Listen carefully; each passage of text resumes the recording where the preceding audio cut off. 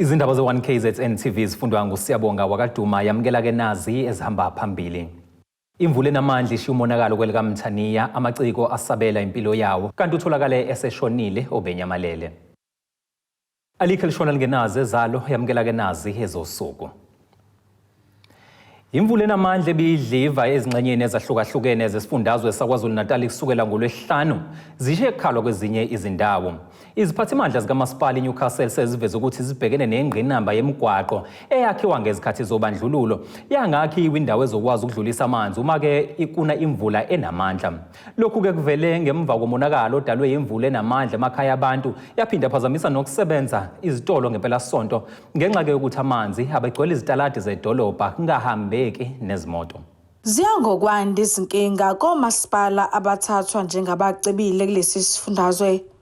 Phambilini, ithimba labika ngodaba lwenkinga yendle kumawadi ahlukene eNewcastle. Muva nje, imvula enamandla ishiye umonakalo kumakhaya amaningi yaphindwa yagcwalisa amanzi ezitolo ezisedolobheni kwaphazamiseka ukusebenza kwazo. Yabona nje oqala ama-exercise engane onakele ukudla konakele kube impahla omakhabethe ngoba kungenwa amanzi kuyavukomala. Vele kuyakhosta ukuthi lento leselapha endlini sento useless ngoba vele nje usingenwa amanzi yavukomala ithi yabona. Nazo ke ingubo zokulala igcwele amanzi ngoba manje nazo izingane lezi ngeke ukuthi ilale iqonde iyalala yaphenduka yangena emanzini ingubo yabona. Manje ngibhekene nalezo inkinga nje injalo nje. Omunye wabahlali ukhale ngebridge eliseduze kwekhaya lakhe athi alisakwazi ukudlulisa amanzi ngakho imvula imisinethe ngamandla amanzi agcwele ezindlini zabo kugcine konakala impahla yasendlini. Inkinga ibridge leli balikhanda and amanzi awahambi. Leli bridge nomfula wawona ungcolile awusakhona ukuthi uhambe amanzi mangabe noma line kancane umfula uyagcwala usheshe ugcwale. Indawo ayikho right. Sesinesikhathi eside sahlala kodwa lento esiphilayo ayikho right. Mningi iminyaka sihlala la. Isifiso sami ukuthi sithole enye indawo sikwazi ukuhlala kwenye indawo ngoba cause kungozi kakhulu ngoba ngoJanuary singenelwe yinyoka emakamereni ethu sathola inyoka phansi kombhedi. Usihlalo wekomiti lokuhlaliswa kwabantu nokuthuthukiswa kwenqalasizinda kulomasipala uthi babhekene nesimo semigwaqo engenazi izinto ezikwazi ukudlulisa amanzi uma imvula inethe ngamandla. Iqiniso lihla ngesifihle angeke singboze lokho sikushuka khothe imigwaqo yethu ayinawo ama-storm drainage amanzi mefikile nje awekho amapipe la athatha amanzi khona kumile nje into esilekelelile kakhulu futhi edrobheni lesimo sizukuba ngconywana ilama pump esawathenga sasizwa ukhokta ngo-8.7 million safaka amaphampu la abephampa isuwa ngabe kuwest ngabe isimo esixhanqa kakhulu kabi. Okunye futhi msakazo kumele sikubeke lokhu kucace ukuthi unanesimo futhi esenza lesimo sibe khona intambo zikagesi ngohulumeni wakudala zayihamba ngaphansi zihlangane namapipe amanzi bese ziyadubula nazo impambi ziqhumise lamapipe so nje kuyidisaster. Uthwala uthi kumanje zikhona izinhlelo eseziqalile zokufakwa kwengqalasizinda entsha.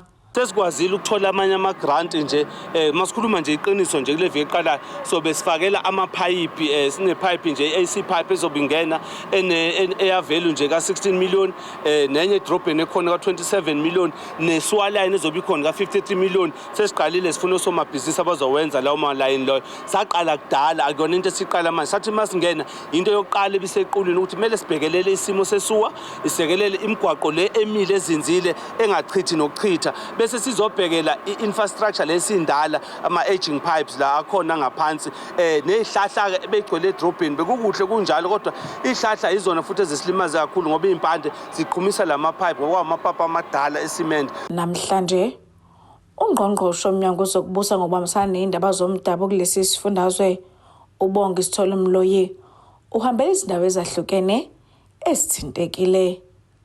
Kodwa bohosibisi ngiseNewcastle. Ukubulawa ngesihluku komculo wakuleli uKzn Forbes obedume kakhulu ngelika AKA kanye nomngani wakhe ngaphandle kwendawo yokudla edolobheni iTheku sekushiya amaciki esabela impilo yawo. Lokhu kuvele ngesikhathi amaciki ehlukene kanye nabathandi bomculo bebuthene emgaqweni uFlorida ngaphandle kwalapho kwadutshulwa kwabulawa khona lo mculi ngenkathi kunomkhuleko kumphelezela kanye ke nokukhulekela nje imboni yezamaciko.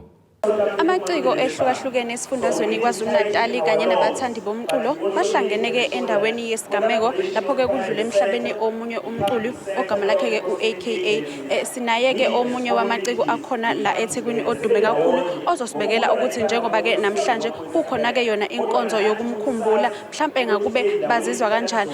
Mhlambe sicela usibeke isithombeni ukuthi njengoba nikhona la namhlanje kule nkonzo le ekhona nizizwa kanjani ningama artist? Ibhlungu lento ke on Friday ku AKA yenzeka ku Florida Road emgwaqeni odumile eThekwini ekade zidlela idinner before aye clubini. Lento le we all do it ukuthi before siye clubini mhlawumbe siqale se restaurant so nayo benza into yenziwayo vele eThekwini and impilo yakhe ithathiwe nje just like that. Ubhlungu impela.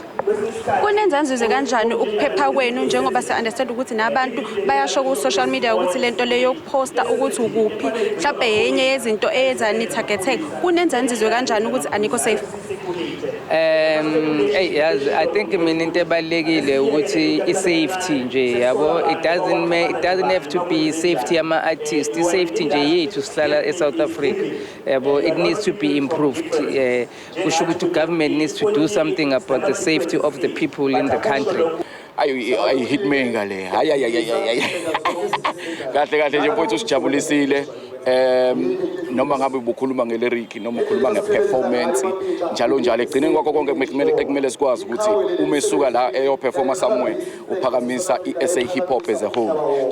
Asiphephile nje sonke sesizosaba because sesizosaba ngisho masiyosebenza ukupost ukuthi siya endaweni ngoba asisaphephanga sesizocabangela impilo zethu and leyo nto igcina silimaza nabo labantu abasuke besiqashile. Njengoba uyizwela ke mbukeli ibona ke amanye amaciko ayingxenye ke yayo ke inkonzo yokukhumbula ke yena uAKA odlule emhlabeni ke uyona le ndawo le esimi kuyona. Mhlawumbe ke ngizocela yena ucamera wethu usicelo wakabuthelezi asikhombise nje khona ukuthi abantu bayadlula nje khona ukubeka zona izimbali bekhombisa ke ukumhlonipha yena ke umfoka Forbes. Njengoba sikhuluma nabo ke amaciko kuyavela ukuthi banalo uvalo njengoba ke beyabantu abahlale besemehlweni omphakathi kanti ke bayasho ukuthi bayafisa ukuthi kuqiniswe ezokuphepha khona ke esifundazweni KwaZulu-Natal noma ke khona ke eThekwini ngoba uzokhumbula ukuthi esikhathini esingengakanani kuke kwaba nezigameko zokudutshulwa kwabantu khona lapha elokishini uMashu ehostela. Ngaphandle kwalokho zikhona ke nezinye izigameko ezike zaba khona la esifundazweni nezikubeka kusaca ukuthi ke kusona isimo sezokuphepha sidinga ke kona ukuthuthukiswa. Amaphoyisa akhipha ke sona istatement esho ke ukuthi abuyise zona ke ibhamu ezibalelwa ngaphezulu kuka-80 engekho ke emthethweni kanti ke umeya ke walo iTheku uyasho ke ukuthi noma ke uyavuma ukuthi ke amaphoyisa akhe ke umasipala mancane kakhulu abonakala khona ke emphakathini. Senza imizamo eminingi njengomasipala eminyaka yomzamo ukuthi sandise isibalo samaphoyisa emetro ngoba yashoda la eThekwini kwenza ukuthi asabalala lonke idolobha. Njengamanje siwathengela ama-body cameras ukuthi mayenza umsebenzi zikwazi ukuthi irekhodeke izinto kanti nama-CCTV cameras sizowafaka amanye amaningi kakhulu azokwazi ukuthi alinkwe namaphoyisa ukugwema lezi zigameko. Ey'ndaba enziwa INGANE.1KZNTV kube kuntombi khona Mvubu ngiseThekwini. Ufuna izimpendulo umndeni wentombazanyane neminyaka eyi10 ethola isishonile ehlathini endaweni yaseMthwalumo ogwini oluseningizimu nesifundazwe iKwaZulu-Natal. Kubika ukuthi ke le ntombazanyana itholwe ehlathini elingekho kude nasekhaya ngemva kokunyamalala ke amahora ambalwa. Umndeni wakanyawo seMthwalumo esigodini sakwaDingembiza ufuna izimpendulo ngokubulawa komntwana wabo neminyaka eyi7. Uqale wadlwengulwa wasekwentshumqala umfana obesebenza egcekeni emba umgodi wendlu yangasese. Ugogo umntwana uZodwa Nyawose uthi umntwana uphume ekhaya ethunywe esitolo kanti umsolo uzombona bese yamlandela. wathunywa uma wakhe i-airtime esitolo esikhona la eduze ku-main road. Memthuma bekunomfana lekhaya obezomba itoilet kanti uzomlandela umntwana athi ene uyothenga amalusi. Okay, shothi sabona isikhashana umntwana engabuyi ngahamba ngaye esitolo ngayombheka. Mengifika esitolo base beyangitshela ukuthi hayibo uhambe nalo bambonile ehla nomfana kodwa ababonanga ukuthi ujikephi. Shothi ngabona abanye bangichazela bathi hayi ujike ngale ngasesitolo kodwa washona emahlathini nomntwana. Uthi baphumile bathungatha umntwana kwaze kwathintwa amaphoyisa nokuyiwona siza ukuthi umsola akhuluma iqiniso awakhombise lapho eselahle khona isidumbu somntwana. Shothi kuphuma obaba abadala bendawo bahambe bebheka ke konke lemabridgini bahambe isikhathi eside babuye ke bathi ingane abayitholi. Hayi ke abavele bamthathe bahambe naye baye emaphoyiseni bamfake emotini bazositshela ukuthi umzimba womntwana utholakele kodwa utholakala endaweni ebengekaza atholakala umntwana. Uyena umbulali oshilo wathi ebengeke atholakala mengazange aye kokhonjwa uyena. Shothi bamtholile emrepi. Uthemsile Nyawose uthi babuzwile ubuhlungu beumndeni indlela umntwana abulawe ngayo kanti bafisa umthetho uthatha indawo yawo. Sibhlungu kakhulu, sishayekile ngento ayenzile thina. Ngendlela nengane ebonakala iyona. Umntwana umphonse emgodini ngale ehlathini phakathi emgodini omude. Umntwana metholakala lapho umjije umqala wamrape umphulile nje umphulile nje. Sifisa ukuthi nje aboshwe abangaphinde aphume agwetshwe udilika jele ngento asenze yona ingane incane na 7 years. Ukhulumela amaphoyisa esifundazweni ithintwa ngalolu daba uphawule kanje. Police in Ibadini have arrested a 27-year-old suspect in connection with the murder, kidnapping and rape of a 7-year-old girl. The little girl's lifeless body was found dumped in the bushes at Nomakanzana area in Mtwalumi with bruises on her neck on 12 February. The suspect is expected to appear before the Umzumbe Magistrate Court on Tuesday. Ezindabeni ze-1KZNTV, kubikuzamando Sicele, ngisemthwalumi. Ake siye ngasezitolo umbukeli sihlangabezana kanjani futhi masibuya.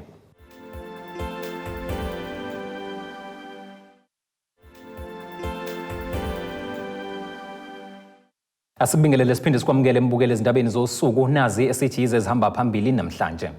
Imvula enamandla ishiye umonakalo kwelikaMthaniya, amaciko asabela impilo yawo kanti utholakale eseshonile obenyamalele. Unobhala weqembu Economic Freedom Fighters EFF ngamafuphi ngaphansi kwesifundo uMkhanyakude enyakatho nesifundazwe KwaZulu-Natal uSimo Mthembu uthi ukuvela kwezindaba zokusungulwa kwelinye iqembu lezepolitiki elihlubuke kubona akubaniki uvalo lokho. Ekhuluma nethimba lezindaba le-1KZNTV uMthembi uthi bayahambisana ke nesinqumo sobuholi bukazwelonke sokuhlakaza umshado waleli qembu ne-IFP. Iqembu le-EFF lithi angeke liphazamiseke kumkhankaso kwalo kwenza kahle kukhetho lwangonyaka ka-24 njengoba sekuqembuke elinye iqembu lezepolitiki kwisifunda uMkhanyakude. Lokhu kuzemva kokuba amanye amalungu aleli qembu angeneme ngezinto ezithile evula iqembu elibizwa ngokuthi i-African Economic Freedom. Kusabalele kuma social kumanje but nami ngitholile imessage yomunye wabaholo omsungulu wabo ukuthi cha uyaqinisekisa lokho kubonakalayo kuma social media ukuthi cha impela akaseyona imember ye-EFF. Umholi ke nimaziyo nani okwalida ku-EFF provincially ongomunye uyison of the soil la eMkhanyakude. Ngingathi iqembu libukeke ngathi lizo campaign nationally provincially asikayitholi ingqikithi yalo because ne-constitution yabo asikayiboni ukuthi mhlawumbe singayifunda sicomparison ukuthi what is happening.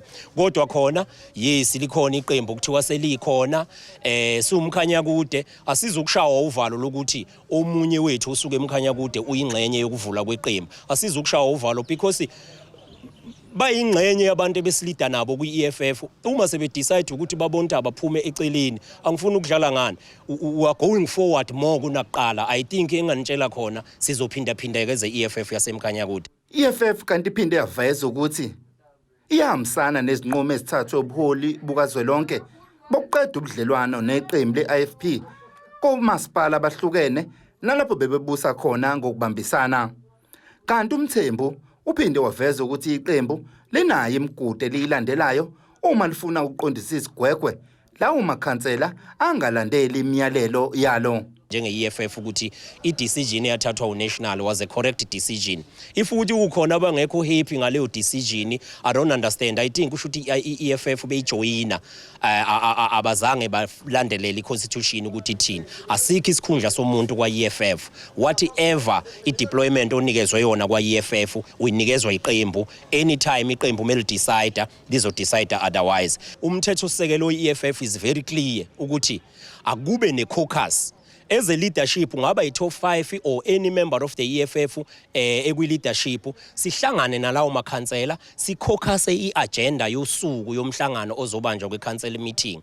Amakhansela angena lapha ephethe i-mandate esuke kwi-resolution ethathwe kwi-caucus by the leadership with the councillors. If i-councillor lizongena lapha bese lona selibehave ngendlela yalo, lelo councillor lelo-ke umthetho-sisekelo is very clear, inyathelo ikhona zizothathwa, bangathi abantu kusasa kuthiwa sebayaxoshwa bese kuba sengathi i-EFF ibuye imithi izothi i-EFF isiqalile ixosha abantu abathize. Kuvela ukuthi iqembu elihlubuwe ku-EFF libizwa ngokuthi African Economic Freedom, i-AEF ngamafuphi, kanti lisungulwe yilowo beyilungu lesishayamthetho kuleli qembu uSifiso Mthethwa nobephinda bengunobhala esifundazweni iKwaZulu-Natal. Ezindabeni ze-1KZN TV kubika uThabani Maphumulo eMtubatuba. Ubevele enkantolo emantshi yaseMgungundlovu wesilisa osola ngoxhaxha lamacala okubalwa ukubulala, ukuduna imoto kanye nokutholakala nezibhamu ezingekho emthethweni. Umsolo ayanda Buthelezi usolwa ngokudubula abantu ababili okubika ukuthi baduna imoto yabo maqede bashaya bachitha nayo endaweni yase-Eastwood. Enkantolo ke namhlanje kuvela ukuthi uButhelezi wayehamba nabanye abalisa abane kulesigameko kanti yena wabanjwa emgaqweni ohothela waye ku-N3 khona eMgungundlovu. Isona isihlahla lesi lapho kwakuhlezi khona umufi uBayanda Ndlovu oneminyaka yama-27 ubudala kanye nozakwabo ngesikhathi beqhululwa ngenhlamvu bedutshulwa. Isihlobo somndeni uPhumzile Mafu uthe wazithela phezulu kwesigameko. Ngimbone ebanjwe ngabanye bese ngigijima ngithi mina kwenze njani, athini bamdubulile uBayanda, ngithi mdudulo ubani, uyakhala ke akacacisa ududulo ubani. Ngiphuthume ngibuza ukuthi uphi, kuthiwa sethathwe ngumngani wakhe omunye semphuthumise esibhedlela. Sase sibizwa kulela room, sabe sayalazi ke lela room ukuthi uma ubizwa kulona sike usuzotshela ukuthi umuntu akasekho. Umngani wami avele wathi nje angeni la, sathi mngani asingene. Sangena. Mase singena bavele basitshela ukuthi bazamile ngawo wonke amandla bahlulekile. Usesishiyile udubuleke kabi, ushayeke la ekhanda nasesifubeni. uMafu uthe uNdlovu uthole amachaphazelo. Yilapho kwekuqhamuke khona abantu ke sebedubula ke. Nami ke angazi ukuthi baqhamuke kandlelani, kodwa baqhamuke nje sebedubula. Waseshayeka ku-Ayanda kodwa kusho ukuthi babeqonde lo mfana lo babemqondile. Yabo. So washayeka ke uBayanda ngalondlela ke. Uthe babengazani nalona omunye wesilisa owadutshulwa. Uthi akubona abangani. Akaziwa nje ukuthi ungwalaphi. Sithuka nje sizwa ngenzwa bethi abanye bathi kwalaphi Swazini. Beqashile khona la eMjondolo nje qasha nje yonke kulinda sizwa nje ngenzwa bethi asimazi. Kangako mina ngamazi ngamboni ngisho nasemihlweni. Imoto eyathathwa kulesigameko eyalomunye umlisa owadubuleka washona khona endaweni yesigameko. Ngoba masizwa ke bathathe yona imoto yalomfana. Ekukhombisa ukuthi babefuna yena ngokomthetho. Lo wathola amachaphazelo ngoba ehlele eduzane kwalomfana. Iyona ke le abathatha bahamba ngayo ke kuthiwa bahamba ngayo ngo-freeway. Behamba ke bedubula ke manje ku-freeway masizwa ke. Kanti imantshi uNaitesh Banesari Uhlehlisile icala. Mr. Buthelezi, at this stage your matter is being remanded to the 20th of February 2023 for further investigations in custody at the Mountain Rise Police Station. Do you understand, sir? Ezindabeni ze-1KZN TV ngu-Ayanda Dube ngise Estrud eMgungundlovu. Ingxenye yamaqembu aphikisayo ngaphansi kamasipala eTheku aseveza ukuthi azofuna izimpendulo kumasipala eTheku ngodaba lokuduva kwenqwaba yezimoto zikamasipala eMobeni zingalungiswa ngesikhathi esifanele. Lamaqembu namuhla aqale uhlelo lwawo lokuhambela ke izikhungo zeminyango kamasipala ngenhloso yokuzobheka indlela yokusebenza kanye ke nezinhlelo nje zokulungiswa kwengqalasizinda. Lamaqembu athi into ayificile kulesi sikhungo esigcina izimoto zikamasipala ukuthi ezinye zezinkinga umphakathi obhekene nazo ikakhulukazi ngenkinga yendle uqoqo kadoti afica ukuthi izimoto eziningi zokulungiswa kwamapaki kanye nezimoto yizona eziningi ezibhekene nezinkinga kusona lesi sikhungo. Namhlanje ke sithema sixoxe sabonisana ukuthi eke size la khona kwaSisi Fleet sibuka ukuthi iziphi ingqina ababhekene nazo kwenza ukuthi izimoto zithole zihleli ngalungiseki nezimoto ezishayisile kangakanani. Namhlanje siyathola ukuthi na inkinga inkulu kakhulu. Kunezimoto eziningi ezihleli eziningi zazo obonayo ukuthi shota ngama parts ngabe ziyawathola kodwa bakhala ukuthi ke manje bayasho ukuthi inkinga ababhekene nayo kakhulu ukuthi kunenkinga kwa supply chain. Esicabanga ukuthi vele supply chain uwona oyinkinga okhombisa iTheku njengoba likanjena nje kune problem la unit leyana esamele ilungiseke. Kwa namhlanje kuyaveza ukuthi kuyavela ukuthi ngempela inkinga enkulu sithinini i-management ayi-coordination ama-unit ama-department enye yenza okunye kodwa akukho ukuhlangana ukuthi uma lo enza umsebenzi wakhe nalo nomunye aqonde ukuthi yini okumele ayenze ukusiza lo munye ukuze aproduce. Athazokwenza ukubuza imibuzo kumasipala mayelana nalezi inkinga abasebenzi abasebabhekene nazo njengoba zingekho izinto okuyizona ezidingekalayo mangabe kudinga ukulungiswa kwezimoto. Njengamanje thina ufuna sikwenza manje ukufaka ama-questions kwi-council, sifaka motion kwi-council ngoba at least sibonile ukuthi kwenzakalani la kumadepho lafanele ukuthi imoto. Sesiyazi ukuthi yiphi imibuzo osokumele siyifake emkhandlwini, yimaphi motion omele sifake emkhandlwini. Okubaye thina manje opposition akho phela siphikisa kuphela ukuqhamuka nezisombululo.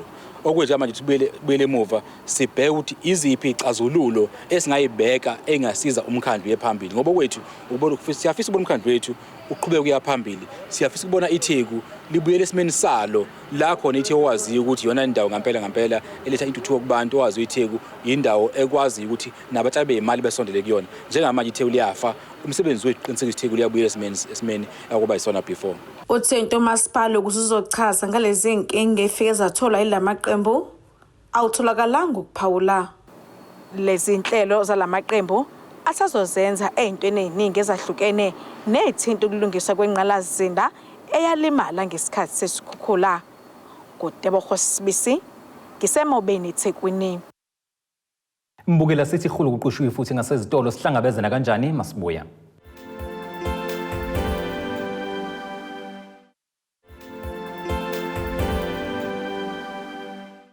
Zulu mnyama ndlela zimhlopha sikubingelele siphinda sikwamukele futhi mongabe usanda kusijoyina yamukela ke nazo izindaba esithi zihamba phambili osukwini la namhlanje. Imvula enamandla ishiye umonakalo kwelikaMthaniya amaciko asabela impilo yawo kanti utholakale eseshonile obenyamalele. Ake sikubhekele engosini yezomnotho.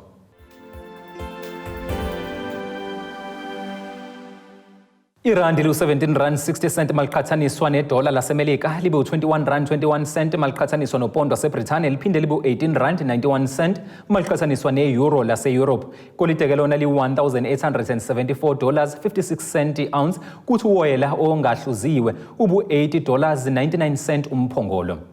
Ake sikubhekele engosini yezimidlalo.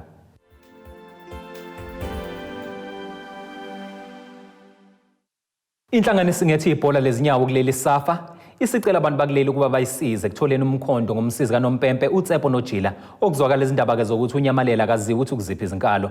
Ngokusho kwale nhlangano noJila ugcina ukubonakala ngolwesibili olwedlule enesinqandamathe sakhe.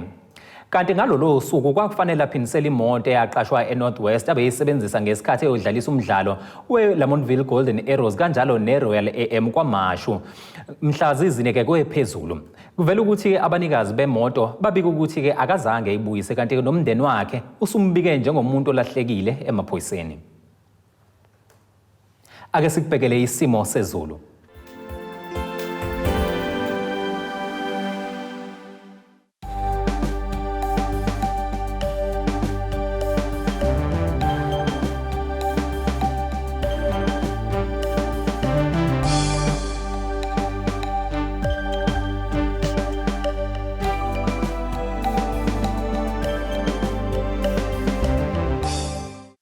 KZN kungakade sikuphathele kona ezindabeni zanamhlanje sihlangabeze futhi kusasa ngesikhathi esifanayo.